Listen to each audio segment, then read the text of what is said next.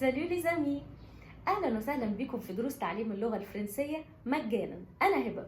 درسنا النهارده بيتكلم عن المشاعر. المشاعر باللغه الفرنسيه يعني السنساسيون. السنساسيون هناخد بعض المشاعر بسيطه جدا. الدرس النهارده سهل جدا. اول طريقه للتعبير عن الفرحه بنقول je suis content. je suis content. je suis content.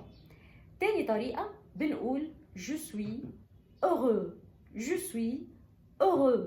je suis heureux. طيب فرضا ان حد غضبان بيشعر بالغضب، بنعبر عنها باللغة الفرنسية ان احنا بنقول je suis en colère. je suis en colère. je suis en colère. طيب لو فرضنا حد حزين باللغة الفرنسية بيقول je suis triste. je suis triste. je suis triste.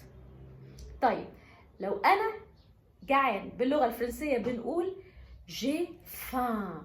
j'ai faim. j'ai faim. طيب لو حد عطشان باللغة الفرنسية بيقول j'ai soif. j'ai soif. j'ai soif. طيب لو حد شاعر ان هو تعبان او كمان بتيجي بمعنى نعسان عايز ينام بيقول ايه؟ je suis fatigué. je suis fatigué. je suis fatigué. طيب لو حد عايز يقول ان هو في الفورمة بيقول je suis en forme. je suis en forme. je suis en forme. طيب لو حد حاسس ان هو حران بيقول j'ai chaud. j'ai chaud.